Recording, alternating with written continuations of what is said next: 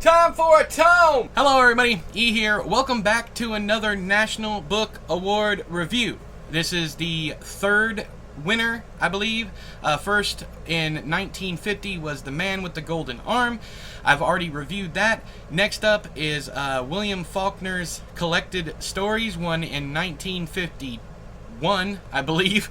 And I'm doing a series on that, which I might not continue because I only got like 80 views per one, but I'm cutting it up into parts. If you guys want me to continue with that one, let me know down there in the doobly-doo.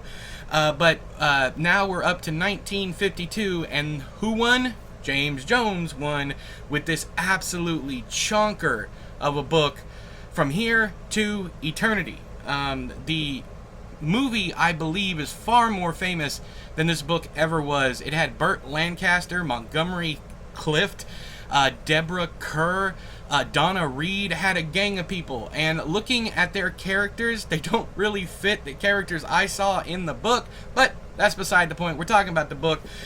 This is, of course, another National Book Award review. I'm back on my NBA boo-boo. So let's talk about this. First off, this is the longest book I have ever read, as far as the longest it's taken me to read a book.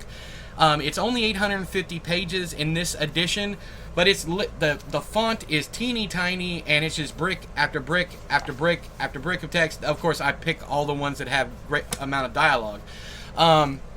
But it took me nearly 2 months to read this one at 850 pages. Have I read longer books? Yes. The longest book that I have read is Jerusalem by Alan Moore. Don't remind me. At well over 1,200 pages. Nearly 1,300, I believe. Anyways, so this one is a story about all the stuff that happens up until Pearl Harbor. It is historical fiction. It did not actually happen, but the story really follows. It's told in an omniscient point of view, but it's really follows Pruitt. I think it's Robert E. Lee Pruitt, and then Milt. I can never remember the dude's name. Hang on, let me look at the back. Yeah, First Sergeant Milton Anthony Warden. They call him Warden, and they call him Milt. It's kind of like the dichotomy of man here. You have Pruitt, who is just kind of a wild gun. He is what the book calls, I don't know anything about the Army, your typical soldier. He is a soldier, tried and true, through and through, what they call a 30-year man. He is there to be stuck there. That's what he wants to be doing. He wants to be fighting, all that stuff.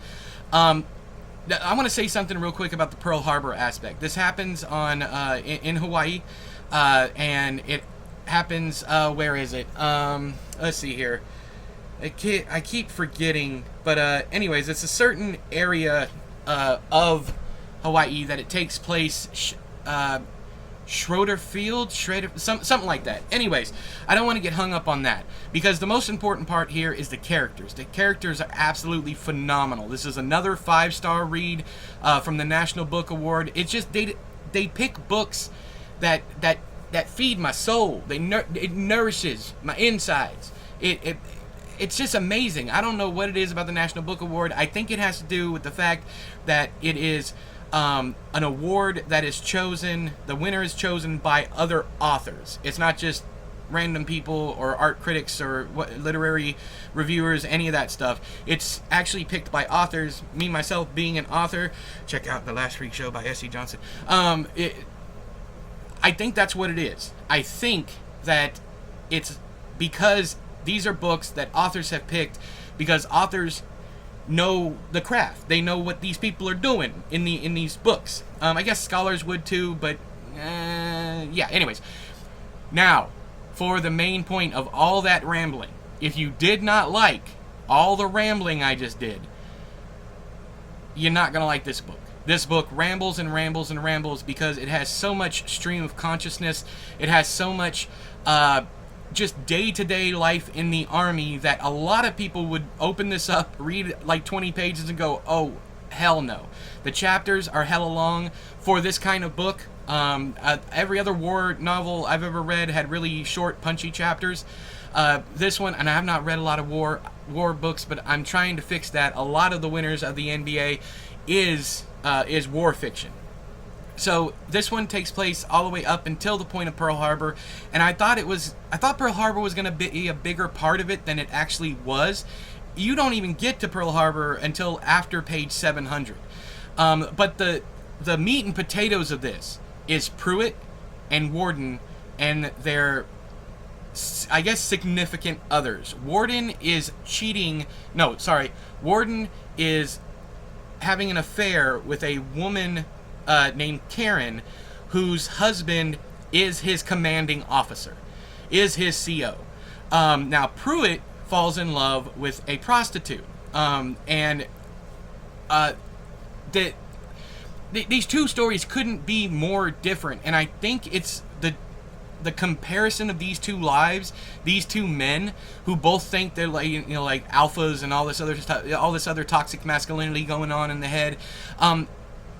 It's funny how they could be two completely different dudes and still be struggling with the same issues for different reasons. I love that. I truly love it. And also, this book, all throughout the blurbs, the reviews, all that stuff, that calls it brutal.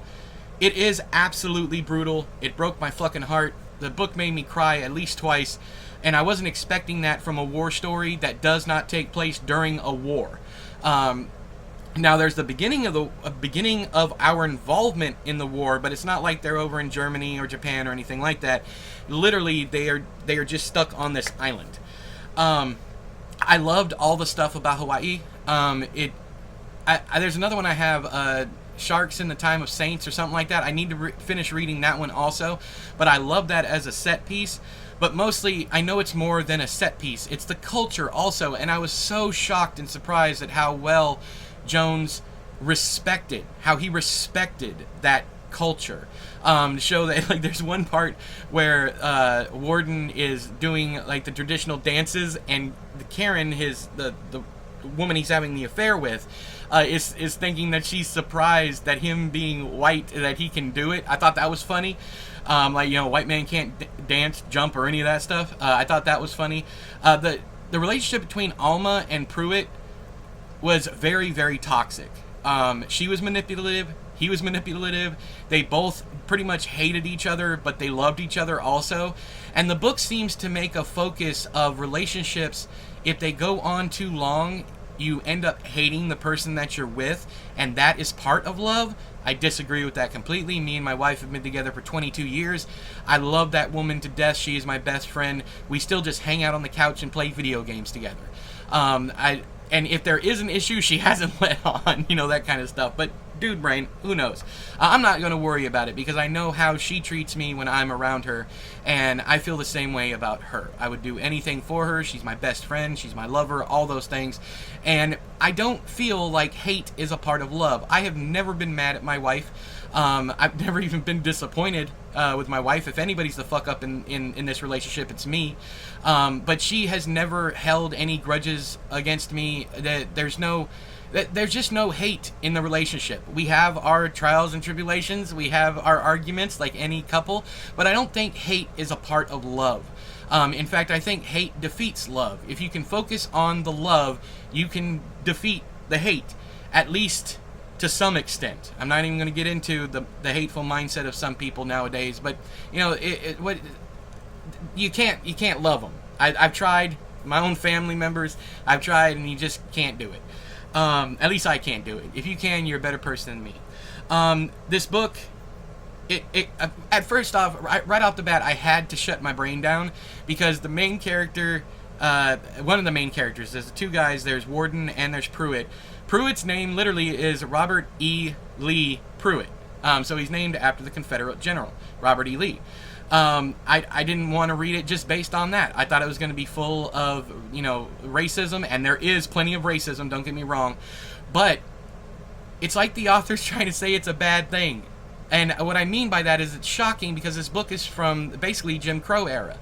And he's literally saying, hey, these are just other people just like us. They go through the same shit as us. Why are we hating? Now, there are people in there that hate Jews, black people, Hispanic people, all that stuff. You have every single form of racism, xenophobia, homophobia, all that stuff is here. But Jones tackles it respectfully in 1952. Yeah, I think 1950, something like that. But he wrote this book at a time when none of this stuff was acceptable. There's a beautiful, beautiful section in here about homophobia that I absolutely loved. One character, that these two characters are talking back and forth to each other about, rolling queers. Basically, going out on dates with gay men so that they will buy them cigarettes and alcohol and all that stuff. And the one guy says, it feels bad, but, that they're abominations anyway, so it doesn't matter. The other guy's like, hey, they're just like dudes like us. It's not a big deal. I don't see why any straight man would have a problem with that unless they were that. That makes the taxi driver not chip in, but put in, and he goes, I hate queers. If I get anywhere around them, I'll kill them. And both guys in the back are going, what? Calm down, fellow. What's wrong? It's like, I hate him. I can't stand him. Rada, rada, rada. And they get out of the car, and the one dude literally starts talking about gaydar. And he goes, this is 1952. He's like, I would have swore up until the point that he said he hated queers that he was a queer himself. Absolutely hilarious, because if you read deeper, it is saying that the guy was gay and he hates himself, because that's where homophobia comes from. Supposedly straight people terrified that they might like that kind of thing. And it's time and time again, you see like the Christian right, the politicians, all that stuff, like all the homophobic ones always get caught in scandals. Some kind of scandal, it always pops up, and it's always either kids or they're gay. And I don't care if you're gay, just don't lie about it, don't hate on other people. That's all I'm saying. Just don't do it. Don't do it. Do your freaky stuff, and then don't do anything bad to the people who do the freaky stuff that you like to do. Okay? Calm your chest, meet Beatrice. We gonna be okay. Alright, so this one, it just kept getting better and better and better, and there's a scene in the book where a certain character offs himself and takes his own life. And the lead up to that scene is one of the best chapters I have ever read in my life, my entire life. It is so good, because by the end, he's literally, as he's passing away, he's literally like, no, it was a joke, it was a mistake, I didn't actually want to do it, that kind of thing, as he's fading away. But the lead up to it is he's just jokingly, but the subtext is he wanted to do it the whole time. There's so much subtext, so much literary merit to this. If you do a deep dive into it, you are going to enjoy it even more. Now, the author is something interesting that I want to bring up. The author was part of like a writer's cult, and he had a partner in life, which was a woman, a partner or lover. Didn't call her girlfriend, wife, fiance, any of that stuff. He called her his lover or his partner. Again, this is 1952. And they ran a compound, a literal like cult compound for writers. I'm just now doing my deep dive into it, but I wanted to get this review out before I forget all the stuff that I loved about it, which was every single page I loved. Again, if you don't like the rambling that I'm doing, you're going to hate the book because it rambles on and on and on. But by the end of the book, you are so involved with these characters, you don't remember any of that. At least I didn't. This is another one of those books like Gone with the Wind that came out of nowhere for me. I never thought that I would enjoy a novel about the army as much as I do. I hate war stories. I hate westerns. I hate baseball. All three of those for the same reason, and I'm trying to fix that. It's all bullshit with my dad. He loved all those things, and that's all that was on TV. And he would fall asleep in his chair watching his Cubs games, his John Wayne, his army movies, his Clint Eastwood, all that stuff. He would fall asleep, something to be said, because he was homophobic. All these male figures he loved. Anyways, that's beside the point. But he would fall asleep watching these things, and then when someone came in to turn the channel, why'd you change my channel? That I don't know how many of you, I know other people have dealt with it, but if you had a parent like that, let me know down there in the doobly-doo. I am under no illusion to believe. I don't think I'm going to talk you into reading this book, but this is the kind of book that does it for me. This one is what gets me rock hard. I know that was a visual image y'all didn't want, but anyways, this is that kind of story, man. I got so in depth with the characters that I just wished, I really, really wish someone would write a horror novel like this. Stephen King has stopped doing it. Peter Straub is gone. Clive Barker is nearly gone, unfortunately. You know, all these fantastic authors that used to do this really deep horror, it's missing nowadays. And I hate that I think I'm the only one who misses it. And everybody talks about Stephen King, how he lost his mojo after he got off the drugs. I just think he's been edited into oblivion. I think that that modern Stephen King with the Holly books and that kind of stuff, that's not our King. And the reason for that is because nobody reads these types of books anymore. Nobody reads the books that he writes anymore, which is crazy because those of us that are buying his books like the old stuff more. And I'm just talking about like recent in the past 10 years. I love Lisi's story. I loved Doomakey, all the Revival, top 5 book of his for me, period. But I think there is something missing from New King, and it is those really, truly deep dives, and I'm hoping that the Talisman 3 is more. It is more than it was. And I know I'm going off track here, but these National Book Awards, I got to give you guys a reason to watch. Also, I just like talking at you. I'd say talk to you, but that's for the comments section. This book is phenomenal. It broke my heart. It made me laugh constantly. All the stuff when they're in just the day-to-day army life. I have never seen an author write about boredom as well as Jones did. And what I mean by that is there are some really stupidly boring things going on, like cleaning things up. It's army life. It is just basic-ass army life. I didn't realize it was this boring, but it's basic-ass army life. These guys are itching for a fight. It's like I would think, any normal, rational person would think, hey, they'd be like scared to go to... These guys want to fight. These are the people that you aim at someone and let them go do the bad, nefarious stuff. And take them out, you know? There was a extremely visual and poignant section that I want to talk about here at the end.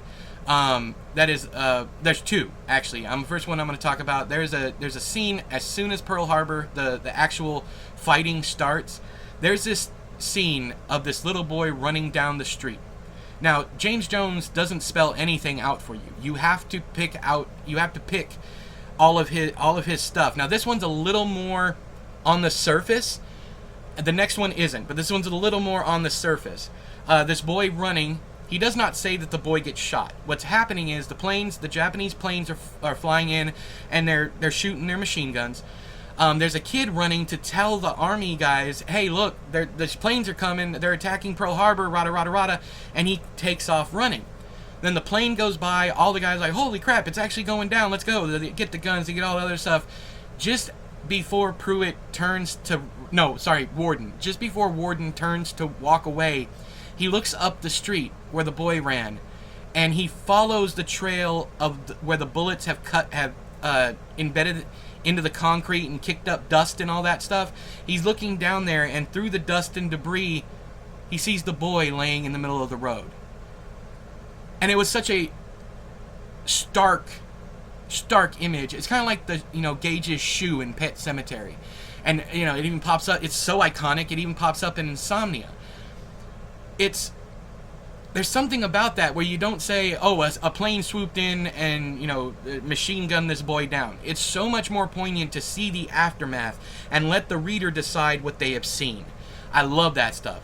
And, of course, the second one is the death of a major character. One of the two main characters, it's omniscient narration, you get points of view from everybody, but the two main characters, Warden and Pruitt, one of them dies in a very, very brutal fashion after one screw up after another. This dude's life just collapses and crumbles underneath him. And you know it's going to happen because every single time he does anything, he fails. And then that is balanced by Warden not wanting the success and getting it anyways, being forced to succeed, while this dude over here cannot succeed at all. This book is so rewarding if you pay attention to it. It is ridiculously rewarding. And yeah, I keep looking over here. Let me tell you a little story real quick, since we're just talking. I keep looking over here because I've done several videos, like the A Little Life video, where I did an entire video and the audio was either doubled or there was no audio and I had to shoot it again, so that's why I keep looking over here. I've screwed up so many. I just thought about that because the mistakes that Pruitt makes in his life, you know, there's no, what is it, you can't win for losing, and that was that character. And sometimes my life feels like that, while other times my life feels like Warden's, where I don't want the success when I do get it. Anybody who's been following the channel for long enough knows both sides of me. But anyways, have you read, are you one of the people that might be around that have read From Here to Eternity and want to talk about it down in the doobly-doo? I would love to talk to someone about this book who has actually read it. Expendable Mudge, any of you guys that have read this book, I would love to talk to you in depth, not just down in the doobly-doo, but I'll shoot you an email.